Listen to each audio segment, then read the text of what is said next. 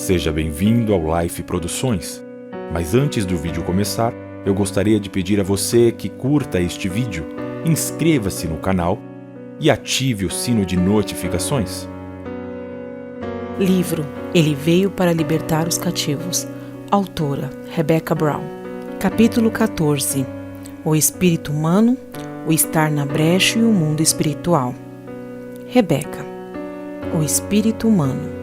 Nos capítulos anteriores foram feitas várias citações concernentes ao espírito humano. Este é um conceito muito importante que todos os cristãos deveriam entender. É este o poder que Elaine e muitos outros desenvolveram e usaram. Vejam um dos versículos que fala sobre isso. O mesmo Deus da paz vos santifique em tudo, e o vosso espírito, alma e corpo sejam conservados íntegros e irrepreensíveis na vinda de nosso Senhor Jesus Cristo. 1 Tessalonicenses, capítulo 5, versículo 23. Paulo ensina nesse versículo que somos constituídos de 3 partes, isto é, temos partes distintas, o corpo, a alma, o intelecto consciente, a vontade e emoções, e o espírito. Ele plenamente afirma que as 3 devem estar limpas e totalmente comprometidas ao Senhor Jesus, para que possam estar irrepreensíveis até que Ele volte. Gênesis capítulo 2, versículo 7 diz: Então formou o Senhor Deus o homem do pó da terra. Ele soprou nas narinas o fôlego de vida, e o homem passou a ser alma vivente. E assim foi. Adão vivo teve consciência de si mesmo. Na essência, somos nossa alma que manifesta em nossa mente a nossa vontade e nossas emoções. Se há corpo natural, há também corpo espiritual. 1 Coríntios, capítulo 15, versículo 44. Este é um versículo que passa desapercebido. A verdade é que o nosso espírito possui um molde ou forma, isto é, um corpo que corresponde ao nosso corpo físico. Pouquíssimos são os que têm consciência disso, a não ser os satanistas ou os envolvidos em projeção astral. Conheço um homem em Cristo que há 14 anos foi arrebatado até o 3º céu. Se no corpo ou fora do corpo não sei, Deus o sabe. E sei que o tal homem, se no corpo ou fora do corpo não sei, Deus o sabe, foi arrebatado ao paraíso e ouviu palavras inefáveis, as quais não é lícito ao homem referir. 2 Coríntios, capítulo 12, versículos do 2 ao 4.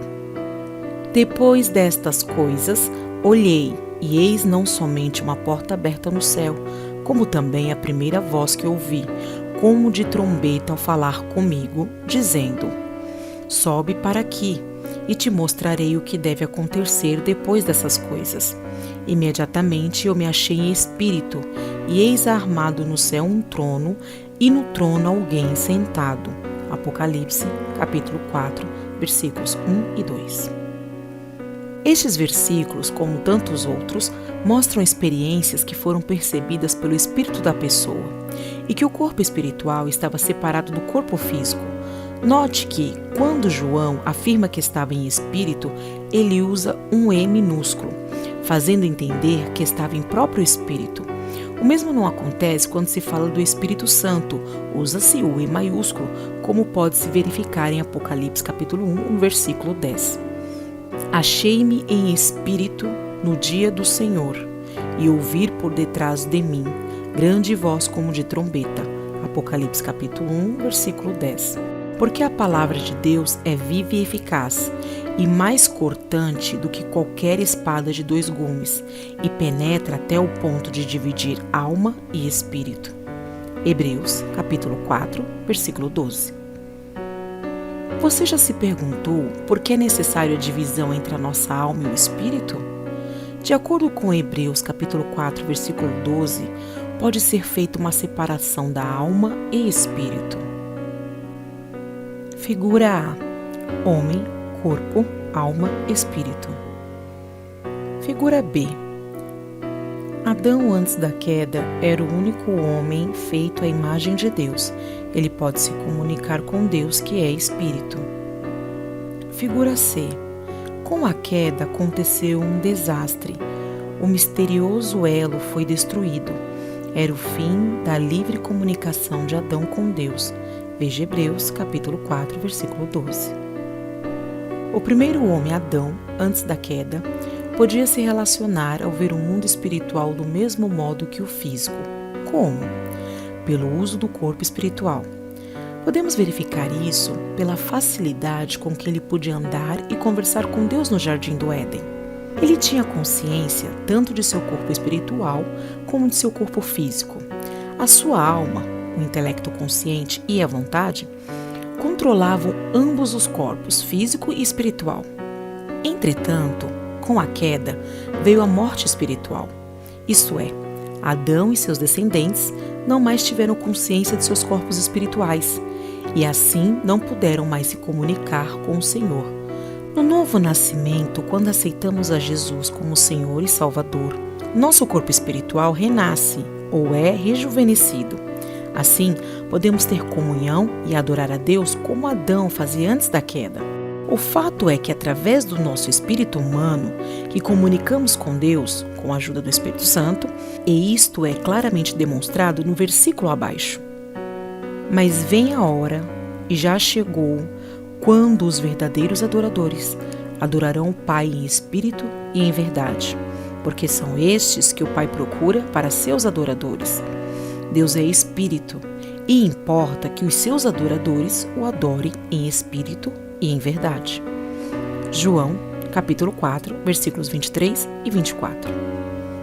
Note que nesses dois versos, quando se refere a Deus como Espírito, a palavra tem sua inicial E maiúscula, mas o espírito humano, pelo contrário, é citado com a inicial minúscula. Assim, apenas um espírito pode relacionar, comunicar com o mundo espiritual, e neste caso, adorar a Deus, o Pai, que é um espírito. A Bíblia também descreve os anjos como sendo espíritos no Salmo 104, no verso 4. Fases, referindo-se a Deus, ateus, anjos, espíritos. Este mesmo verso é citado por Paulo em Hebreus, capítulo 1, versículo 7. Um outro versículo é a fala de Paulo em Hebreus, capítulo 1, versículos 13 e 14. Ora, a qual dos anjos jamais disse: assenta-te à minha direita, até que eu ponha os teus inimigos por estrado de teus pés? Não são todos estes espíritos ministradores enviados para serviço a favor dos que hão de herdar a salvação? Satanás e seus demônios são também espíritos, e antes de se rebelarem, eles eram anjos no serviço de Deus. Jesus se refere a eles como anjos e espíritos. Então, o rei dirá também aos que estiverem à sua esquerda: apartai-vos de mim, malditos, para o fogo eterno, preparado para o diabo e seus anjos. Mateus, capítulo 25, versículo 41. Então, podemos comprovar através desses versículos e muitos outros que não é só Deus que é espírito, mas há outros seres espirituais, chamados anjos, tanto a serviço de Deus como a serviço de Satanás. Nossos corpos espirituais são elos entre nós e o mundo espiritual, porque estes não podem ser vistos ou medidos através de recursos físicos. Pelo Espírito Santo, somos capazes de comunicar e adorar a Deus, mas a Bíblia, em Hebreus, capítulo 4, versículo 12, mostra que não é a vontade dele que recuperemos controle consciente de nossos corpos espirituais, enquanto estivermos na terra, sob condição de pecadores. É por esse motivo que a espada do Espírito separa o espírito da alma, tendo já sido efetuado o rompimento. A alma, mente, intelecto e vontade não poderá mais controlar o corpo espiritual. É também por isso que o Senhor é tão inflexível quando diz em 1 Tessalonicenses, capítulo 5, versículo 23, que o nosso espírito deve estar sob o total senhorio de Jesus Cristo, assim como nossa alma e corpo físico. Há uma passagem intrigante em Apocalipse, capítulo 18, versículos do 11 ao 13, referindo-se à queda da Babilônia. E, sobre ela, choram e pranteiam os mercadores da terra, porque já ninguém compra a sua mercadoria de ouro, de prata, de pedras preciosas, de pérolas, de linho finíssimo, de púrpura de seda, de escarlata e toda espécie de madeira odorífera, todo gênero de objeto de marfim, toda qualidade de móvel de madeira preciosíssima, de bronze, de ferro e de mármore, e canela de cheiro, especiarias, incenso, unguento, bálsamo, vinho, azeite e flor de farinha, trigo, gado, ovelhas e de cavalos, de carros, de escravos e até almas. Figura D. O cristão verdadeiro. Este elo é ativado somente quando Deus assim o quiser. Ele o usa para dar entendimento da Bíblia, conscientizar os nossos corações da presença dele, dar-nos entendimento dos Espíritos, etc. Depois da queda, sem o elo, Adão gerou um filho à sua semelhança conforme a sua imagem, não de Deus. Veja Gênesis capítulo 5, versículo 3. Satanás usa uma forma demoníaca para construir um elo corrupto no homem caído. Isto dá ao homem a consciência de seu corpo espiritual. O elo capacita o homem a comunicar-se conscientemente com o mundo espiritual oculto através de seu próprio espírito. Figura E. Humanas. Que diferença é feita entre os corpos e as almas dos homens?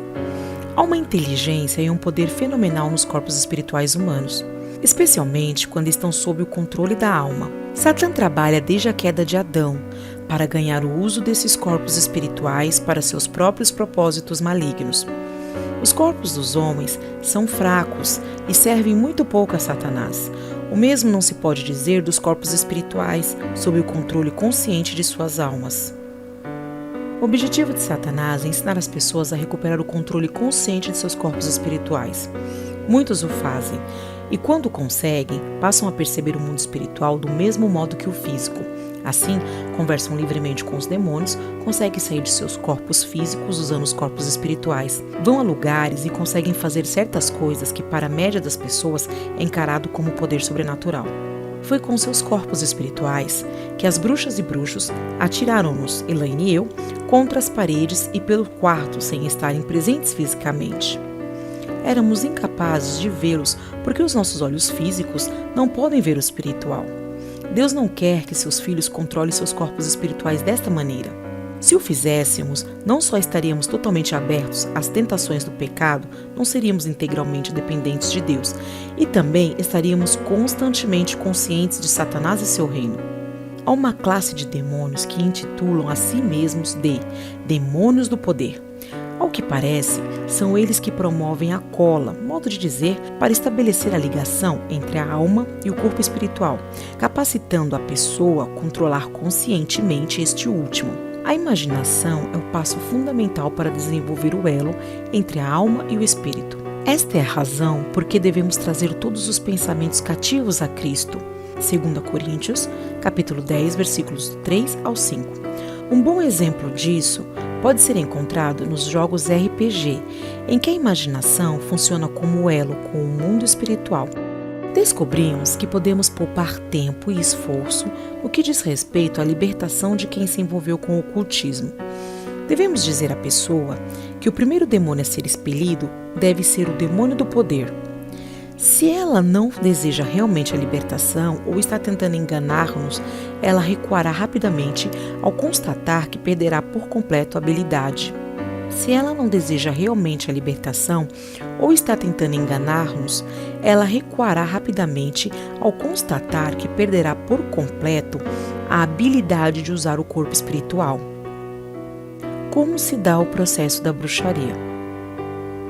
A bruxa usa seu corpo espiritual para invocar e comandar o demônio e levantar a mesa. Um espectador não tem conhecimento dessa comunicação. Lembre-se de que o corpo físico não pode ver nem ouvir o que está acontecendo no mundo espiritual.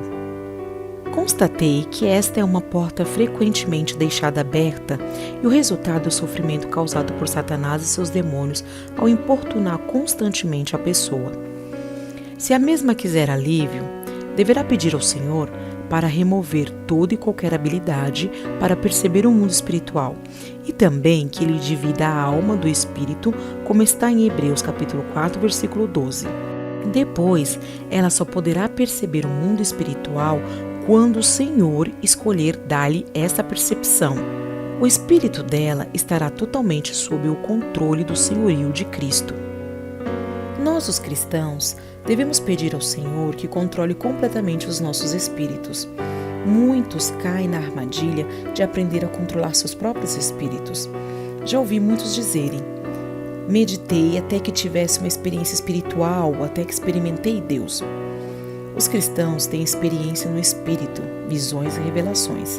Entretanto, elas são sempre experimentadas sob o controle do nosso Senhor Jesus Cristo e nunca são do controle ou iniciativa da própria pessoa.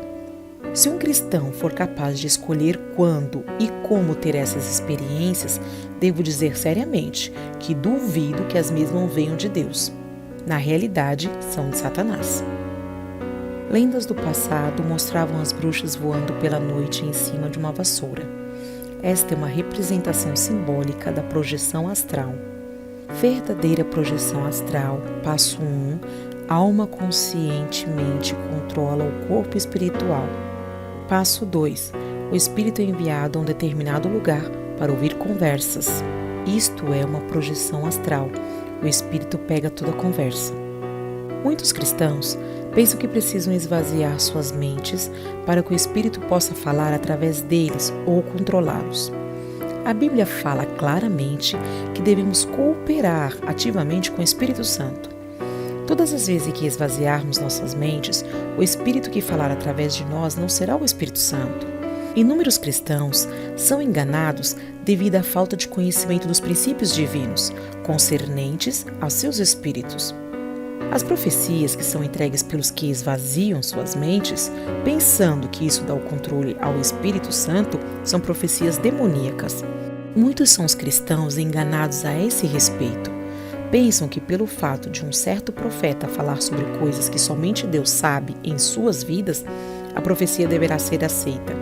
Entretanto, esquecem-se que Satanás também sabe de todos os detalhes de nossas vidas. As únicas coisas que não sabe são os pensamentos e intenções do nosso coração. Atualmente, na América, está crescendo um ensino entre os cristãos que considero prejudicial. É o seguinte: nosso homem emocional deveria ser colocado sob a autoridade do nosso homem espiritual, que já sendo habitado pelo Espírito Santo não tem pecado. Esse conceito está errado por 2 motivos. Primeiro, o único modo em que a alma pode ser colocada sob a autoridade do Espírito é através do contato consciente entre ambos. E isso não passa de feitiçaria. 1 Pedro, capítulo 1, versículo 22 diz: tendo purificado as vossas almas, pela vossa obediência à verdade, através do Espírito, tendo em vista o amor fraternal não fingido. Verifique que nesse versículo a palavra Espírito inicia-se com letra maiúscula, referindo-se ao Espírito Santo. As nossas almas são purificadas pela sujeição e obediência ao Espírito Santo, e não aos nossos próprios espíritos. O segundo motivo é que 1 Tessalonicenses capítulo 5, versículo 23 mostra nitidamente que nossos espíritos estão vulneráveis ao pecado porque Jesus deve mantê-los irrepreensíveis até a sua volta. Este manter é contínuo. Verifique novamente o versículo. O mesmo Deus de paz vos santifique em tudo, e o vosso espírito, alma e corpo sejam conservados íntegros e irrepreensíveis na vinda de nosso Senhor Jesus Cristo. Também 1 João, capítulo 1, versículos 8 e 9, não está de acordo com esse ensinamento. Se dissermos que não temos pecado nenhum, a nós mesmos nos enganamos, e a verdade não está em nós. Se confessarmos os nossos pecados, Ele é fiel e justo para nos perdoar os pecados e nos purificar de toda injustiça. Neste versículo, Deus não isenta os nossos espíritos da vulnerabilidade de cair no pecado. O propósito da separação de nosso espírito da nossa alma é guardá-lo da influência dos desejos naturais do nosso eu, que reside em nossa alma. Se um cristão caminha em submissão a Deus, ele não fará de si mesmo coisa alguma. Ao contrário, ele esperará sossegadamente que a voz do Espírito Santo seja ouvida em seu espírito e só depois agirá em concordância com as direções dadas pelo Espírito Santo. Já o cristão que está em contato consciente com seu próprio espírito não esperará em submissão que o Espírito Santo fale com ele. Assim, ele tomará a iniciativa e a voz que ouvir não será do Espírito Santo. Existe uma outra área concernente ao nosso espírito, mas que não é ensinada nas igrejas e que causa tremendo impacto sobre as pessoas. É o fato de que Satanás, sempre que tiver uma chance, usará o corpo espiritual de uma pessoa sem o conhecimento consciente da mesma. Todo aquele que odeia seu irmão é assassino. 1 João, capítulo 3, versículo 15. Antes de entender sobre o corpo espiritual, eu ficava intrigada acerca deste espírito. Como poderia alguém ser assassino através de uma emoção, no caso o ódio, se ele não pudesse, fisicamente, trazer a morte para aquele que odeia? O ódio é um pecado consciente e dá a Satã o terreno legal em nossas vidas quando permitirmos que o pecado habite em nossos corações. Se você odeia alguém, Satanás pode vir e usar o seu corpo espiritual para atacar a pessoa que você odeia. Tais ataques podem provocar diversos tipos de doenças, acidentes, problemas emocionais, inclusive a morte física. Entretanto, a pessoa que você odeia quase sempre não sabe que Satanás está usando seu corpo espiritual e nem mesmo a pessoa que é odiada sabe ou tem qualquer ideia de onde estão sendo originados os seus problemas. É por isso que devemos ser extremamente cuidadosos em pedir a Jesus que limpe e mantenha puros todas essas três partes, corpo, alma e espírito. Pelo mesmo motivo é que o Senhor Jesus inúmeras vezes ordenou-nos a perdoar uns aos outros. O perdão estabelece um ponto final para o ódio. Resumindo, nós, os cristãos, devemos pedir ao Senhor regularmente que limpe os nossos corações de todos os pecados. Cria em mim, ó Deus, um coração puro e renova dentro de mim um espírito inabalável. Salmos 51, verso 10. Novamente, observe a letra E minúscula da palavra espírito neste versículo. É óbvio que o pecado no coração de Davi afetava também o seu espírito. Uma excelente descrição de experiências pessoais de alguns cristãos que foram terrivelmente afetados pelo ódio de outros cristãos pode ser encontrada no livro O Poder Latente da Alma, de Watchman Nee. O estar na brecha. Você está disposto a ficar na brecha por alguém? Busquei entre eles um homem que tapasse o muro e se colocasse na brecha perante mim a favor desta terra, para que eu não a destruísse. Mas a ninguém achei. Por isso, eu derramei sobre eles a minha indignação, com o fogo do meu furor os consumi.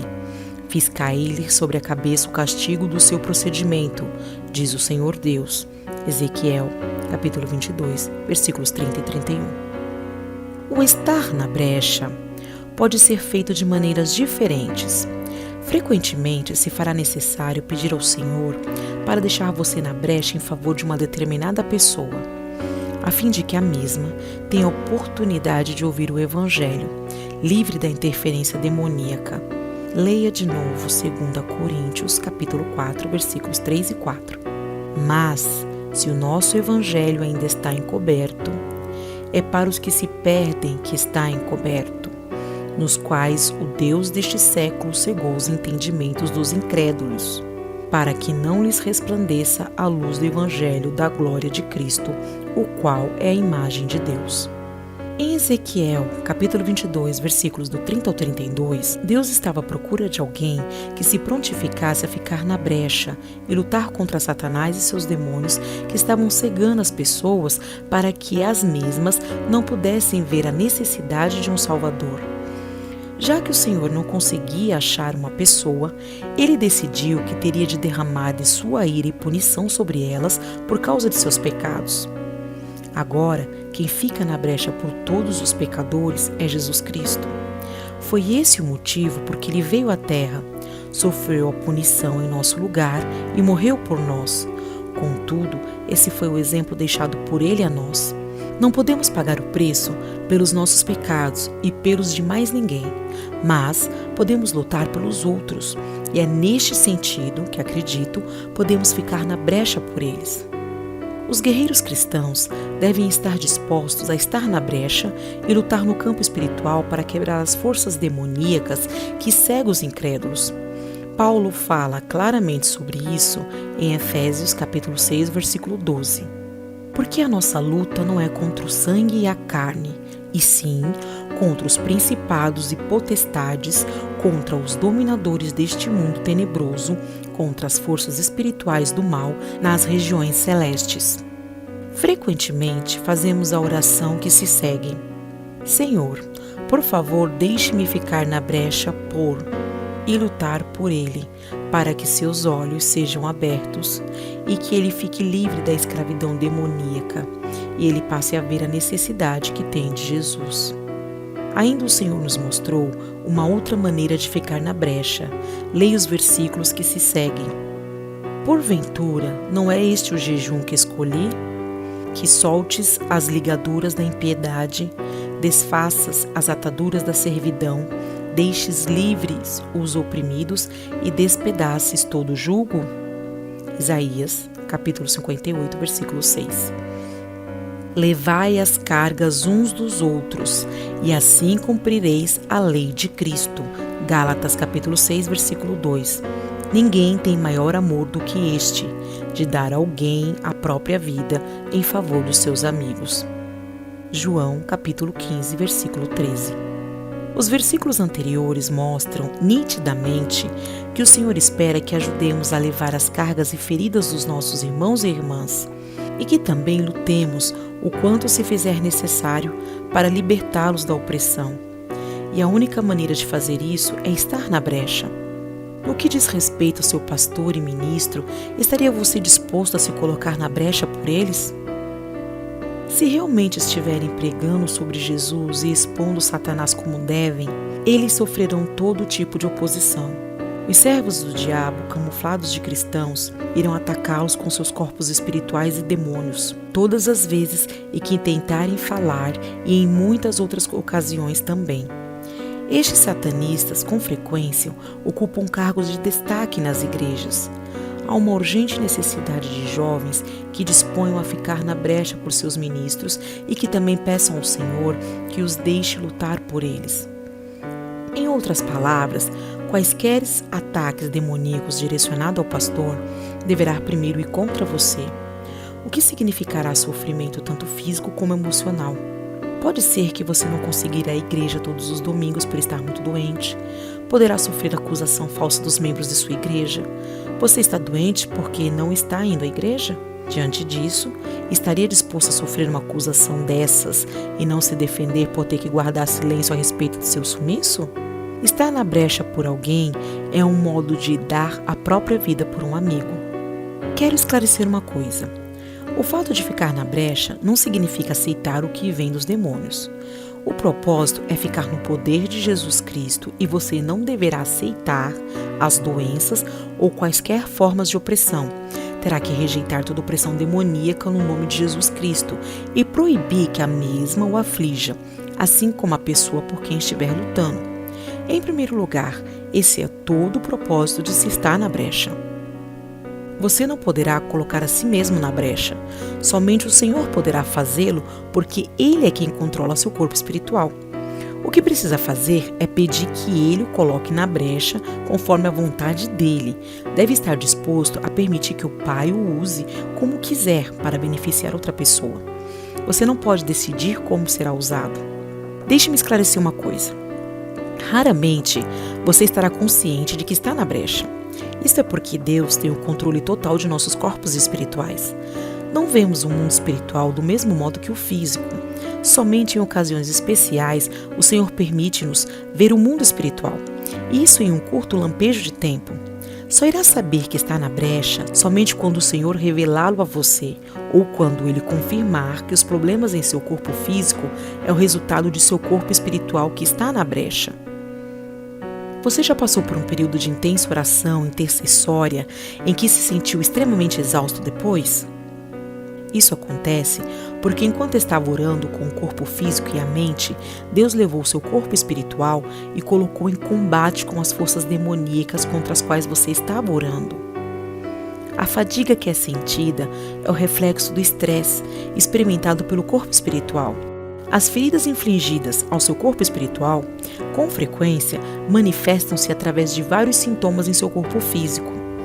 Constatei que nossos corpos físicos, tendo sido alterados pelo ataque do pecado, só podem lutar conscientemente no mundo espiritual por apenas curtos períodos de tempo, sem se tornarem excessivamente enfraquecidos.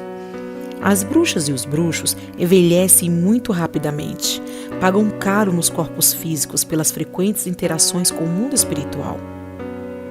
Na Bíblia, encontra-se inúmeras passagens que confirmam tudo isso. Algumas estão no livro de Daniel. A propósito, no capítulo 8 de Daniel, ele nos conta a visão que teve no mundo espiritual e de sua fala com o anjo Gabriel. Ao final da experiência, ele diz: Eu, Daniel, enfraqueci e estive enfermo alguns dias. Então me levantei e tratei dos negócios do rei. Espantava-me com a visão e não havia quem a entendesse. Daniel capítulo 8, versículo 27. Veja também o capítulo 10. Só eu, Daniel, tive aquela visão. Os homens que estavam comigo nada viram. Não obstante, caiu sobre eles grande temor, e fugiram e se esconderam. Fiquei, pois, eu só, e contemplei esta grande visão, e não restou força em mim. O meu rosto mudou de cor e se desfigurou, e não retive força alguma. Contudo, ouvi a voz das suas palavras, e ouvindo-a, caí sem sentido, rosto em terra. Eis que certa mão me tocou, sacudiu-me e me pôs sobre os meus joelhos e as palmas das minhas mãos. Ele me disse: Daniel, homem muito amado, esteja atento às palavras que te vou dizer, e levanta-te sobre os pés, porque eis que te sou enviado. Ao falar ele comigo esta palavra, eu me pus em pé, tremendo. Então me disse: Não temas, Daniel, porque desde o primeiro dia em que aplicaste o coração a compreender e a humilhar-te perante o teu Deus, foram ouvidas tuas palavras, e por causa das tuas palavras é que eu vim. Mas o príncipe do reino da Pérsia me resistiu por 21 dias. Porém Miguel, um dos primeiros príncipes, veio para ajudar-me, e eu obtive vitória sobre os reis da Pérsia. Agora vim para fazer-te entender o que há de suceder ao teu povo nos últimos dias, porque a visão se refere a dias ainda distantes. Ao falar ele comigo estas palavras, dirigi o olhar para a terra e calei. E eis que como semelhança dos filhos dos homens me tocou os lábios. Então passei a falar e disse àquele que estava diante de mim: Meu Senhor, por causa da visão me sobrevieram dores e não me ficou força alguma. Como, pois, pode o servo do meu Senhor falar com o meu Senhor? Porque, quanto a mim, não me resta já força alguma, nem fôlego ficou em mim. Então me tornou a tocar aquele semelhante a um homem e me fortaleceu. Daniel capítulo 10, versículos do 7 ao 18. Batalhar com os nossos corpos espirituais causa um tremendo desgaste em nossos corpos físicos. Quando lutamos contra as forças demoníacas, usamos o corpo espiritual ao invés do físico. É por este motivo que Paulo diz que a nossa batalha não é contra a carne e o sangue. Não podemos lutar no mundo espiritual usando o corpo físico. Entretanto, os dois estão ligados por Deus. Assim, o que acontece ao corpo espiritual afeta o corpo físico. Batalhando no mundo espiritual. Mencionamos no item anterior a batalha que nossos corpos espirituais enfrentam no mundo espiritual. Este é um conceito difícil de assimilar porque está completamente fora do nosso controle e é raramente percebido. Por favor, gostaríamos que entendesse que ainda estamos aprendendo sobre tudo o que se refere a essa área. Nas Escrituras, existem coisas profundas a este respeito e ainda estamos pesquisando e pedindo a Deus esclarecimentos. Não nos consideramos experts, somente estamos seguindo a ordem de nosso mestre e dividindo nesse livro o que aprendemos até agora. Uma vez que você entenda que o seu espírito é vivo e é uma parte ativa que pode andar, conversar, cantar, pensar, orar, louvar o Senhor e lutar no mundo espiritual, muitas passagens confusas na Bíblia passam a ser melhor compreendidas. A propósito, tendo em mente que uma boa parte do dia empenhamos os nossos esforços físicos e mentais aos negócios, cuidados com a família, a luta pela sobrevivência, etc., como podemos interpretar os versículos a seguir? Outra razão ainda temos nós para incessantemente dar graças a Deus. 1 Tessalonicenses, capítulo 2, versículo 13. Orai sem cessar. 1 Tessalonicenses, capítulo 5, versículo 17. Nossas mentes não podem simplesmente orar ou dar graças a Deus às 24 horas do dia. Entretanto, nosso espírito pode fazê-lo. Vivam no Espírito segundo Deus. 1 Pedro, capítulo 4, versículo 6. Novamente, observe a palavra Espírito, escrita com letra minúscula, indicando tratar-se do espírito humano. Poderíamos viver dessa maneira no Espírito? Pela total entrega do nosso espírito a Deus, para que Ele o use como bem entender. Nossos corpos espirituais podem se mover, pensar e conversar do mesmo modo que os nossos corpos físicos. Entretanto, o caráter e a maneira de pensar deles são formados a partir de nossas almas e corpos físicos. Por exemplo, se você não lê nem medita nas Escrituras, o seu corpo espiritual, mesmo estando sintonizado com o Espírito Santo, não terá também assimilado a palavra de Deus. Várias são as vezes em que Paulo fala que a nossa luta não é contra a carne e o sangue, mas contra os espíritos. Assim, desde que os nossos corpos físicos não possam lutar no mundo espiritual, a tarefa fica a cargo dos corpos espirituais. E é por essa razão que se torna muito importante pedir a Deus diariamente para colocar em nós a sua armadura. Sendo a batalha contínua e sem tréguas, se não estivermos revestidos da armadura de Deus, os nossos corpos espirituais receberão terríveis feridas dos dardos inflamados. Efésios capítulo 6. Não podemos colocar os nossos espíritos na batalha espiritual, porque os mesmos estão sob o controle do nosso Mestre Jesus. Simplesmente devemos dizer ao Senhor que estamos dispostos a sermos usados da forma que Ele escolher. Frequentemente peço ao Pai que me permita estar na brecha e lutar por uma determinada pessoa, mas a decisão final é dele. Logo você aprenderá a reconhecer que a fadiga, a dor, a depressão ou outras doenças em seu corpo físico são indícios de que a batalha que seu corpo espiritual está enfrentando é tremenda. É difícil e ao mesmo tempo estranho aceitar o conceito de que os nossos espíritos podem ficar separados geograficamente de nossos corpos. Entretanto, há um versículo fascinante em que Paulo descreve uma circunstância semelhante em 1 Coríntios, capítulo 5, dos versículos do 1 ao 4. Geralmente se ouve que há entre vós imoralidade. Imoralidade tal como nem mesmo entre os gentios, isto é, haver quem se atreva a possuir a mulher do seu próprio pai, e contudo, andais vós ensoberbecidos, e não chegastes a lamentar, para que fosse tirado do vosso meio quem tamanho ultraje praticou? Eu, na verdade, ainda que ausente em pessoa, mas presente em espírito, já sentenciei como se estivesse presente, que o autor de tal infâmia seja, em nome do Senhor Jesus Cristo, reunidos vós e o meu espírito com o poder de Jesus nosso Senhor. Aqui Paulo usa um E minúsculo, indicando tratar-se do seu próprio espírito e não do Espírito Santo. E o mais importante é ressaltar o fato de que seu espírito só podia estar presente em Corinto apenas pelo poder do nosso Senhor Jesus Cristo. Significa que o espírito de Paulo estava completamente sob o controle do Senhor e não de sua alma. Normalmente, o espírito humano reside no corpo físico. Porém, existem versículos que mostram que o corpo físico humano continua vivo, mesmo quando o espírito está separado dele. O mesmo não pode ser dito a respeito da alma, que uma vez que ela deixa o corpo físico, este morre. É por isso que toda vez que a Bíblia se refere à morte física, ela também se refere à alma. Contudo, há um esgotamento peculiar no corpo físico quando o espírito não se está nele.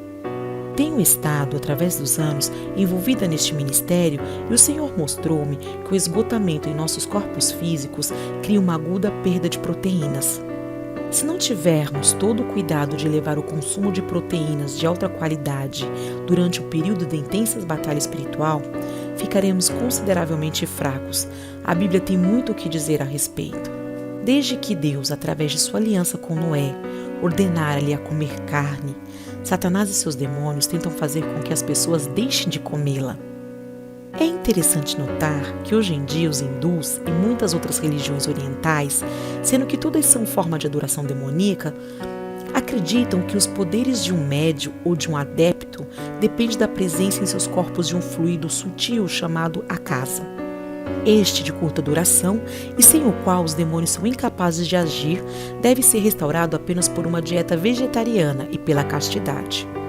Se pararmos para pensar um minuto, poderemos constatar que a gota d'água, por assim dizer, que trouxe o juízo de Deus no dilúvio, foram as relações sexuais entre os demônios e os humanos. Gênesis capítulo 6. Não acredito que tenha sido coincidência a ordem de Deus a Noé para que o mesmo começasse a comer carne depois do dilúvio, sabendo muito bem da batalha que ele e sua descendência enfrentariam para impedir os demônios de controlá-los. À medida que estudamos o Velho Testamento e as leis dadas por Deus ao seu povo, descobrimos que os guerreiros espirituais naqueles dias eram os levitas de Israel. A dieta deles era baseada no consumo de carne bovina e carne de cordeiro. Se a carne é tão prejudicial, por que Abraão preparou-a para o próprio Deus quando este foi visitá-lo? Era óbvio que ele prepararia o melhor que tivesse. Veja Gênesis capítulo 18, versículos do 1 ao 7. Quando lemos sobre os renomados guerreiros do Velho Testamento, descobrimos que a cada vez, antes de enfrentarem uma grande batalha, Deus preparava-os com o consumo da carne. Veja, por exemplo, o menu providenciado pessoalmente por Deus para Elias, durante o período em que o mesmo se preparava para enfrentar os profetas de Baal. Veio-lhe a palavra do Senhor, dizendo: retira-te daqui, vai para a banda do Oriente e esconde-te junto à torrente de Querite, fronteira ao Jordão. Beberás da torrente e ordenei aos corvos que ali mesmo te sustentem. Foi, pois, e fez segundo a palavra do Senhor. Retirou-se e habitou junto à torrente de Querite, fronteira ao Jordão. Os corvos lhe traziam pela manhã pão e carne, como também pão e carne ao anoitecer, e bebida da torrente. 1 Reis, capítulo 17, versículos do 2 ao 6. O Senhor falou diretamente a Paulo sobre isso no Novo Testamento. Ora, o Espírito afirma expressamente que, nos últimos tempos, alguns apostatarão da fé, por obedecerem a espíritos enganadores e a ensinos de demônios, pela hipocrisia dos que falam mentiras e que têm cauterizado a própria consciência, que proíbem o casamento, exigem abstinência de alimentos que Deus criou para serem recebidos com ação de graças pelos fiéis e por quantos conhecem plenamente a verdade. Pois tudo o que Deus criou é bom, e recebido com ações de graças, nada é recusável, porque pela palavra de Deus e pela oração é santificado. 1 Timóteo, capítulo 4, versículos do 1 ao 5. Tenho examinado cuidadosamente livros de medicina, e a despeito de toda a publicidade, não existem boas pesquisas que comprovem que a carne vermelha seja prejudicial. Estou referindo-me à carne magra e não à gorda, que o Senhor dissera aos israelitas para não consumir quando deu-lhes a lei. De fato, muito trabalho tem sido feito para mostrar os méritos dos suplementos proteicos na prevenção de diversas doenças. Contudo, Satanás tendo um certo controle no campo da medicina, torna-se extremamente difícil conseguir que uma porcentagem dos médicos preste qualquer atenção a esses méritos e à necessidade dessas proteínas. Supondo que você pare para fazer uma avaliação, descobrirá que a base dos programas alimentares ou de qualquer uma outra moda no campo da alimentação é a abstinência de carne. Isso não é por acaso. Faz parte do plano cuidadosamente esquematizado por Satã. Ele sabe muito bem da necessidade de proteínas no nosso corpo e do tremendo esgotamento causado nas batalhas espirituais. Se ele puder impedir que os guerreiros de Deus comam carne, isso lhe causará fraqueza intensa e dores pela falta de proteína. O corpo rapidamente perde a capacidade de lutar contra as infecções quando está desprovido de proteínas.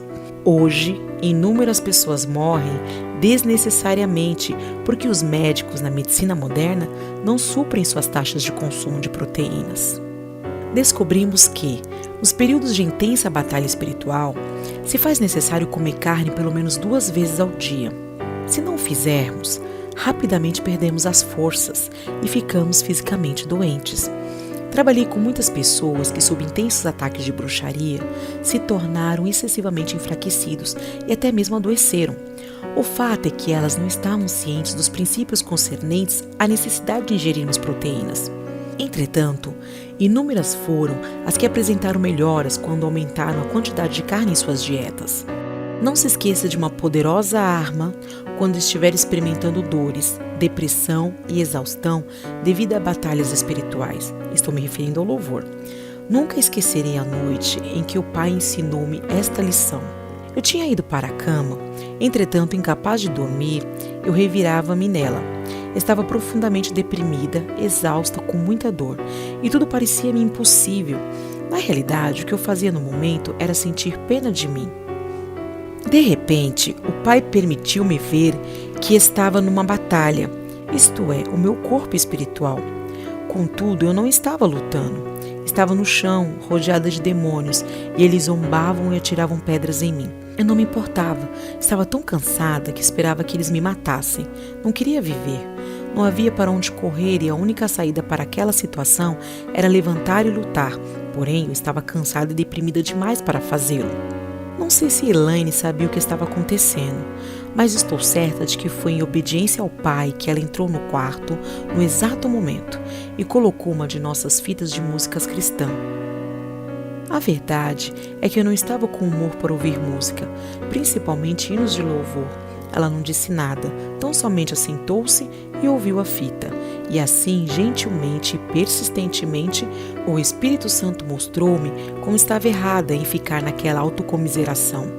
Novamente, fico maravilhada com o amor e a graça do Senhor quando nos encontramos prostrados e desfalecidos. Em resposta a esse amor, mesmo não conseguindo lutar, comecei a cantar, acompanhando a fita, e pude ver que no mundo espiritual eu me firmara sob os pés e dissera aos demônios que, independente do que fizessem comigo, eu iria louvar ao Senhor pelo incrível amor dele para com a minha vida. Levantei a cabeça e os braços em direção aos céus, e meu coração podia sentir, tanto no corpo físico como no espiritual, o amor, a adoração e o louvor. De repente, no mundo espiritual, uma luz brilhante cercou-me e vi um por um dos demônios caírem ao chão e depois esgueiraram-se na escuridão. Satanás e seus demônios não podem suportar quando louvamos ao Senhor. Estou segura de que foi esta a razão de Paulo ter escrito o tão divulgado versículo de 1 Tessalonicenses capítulo 5, versículo 16. Em tudo dai graças. Por favor, observe a palavra em e não por.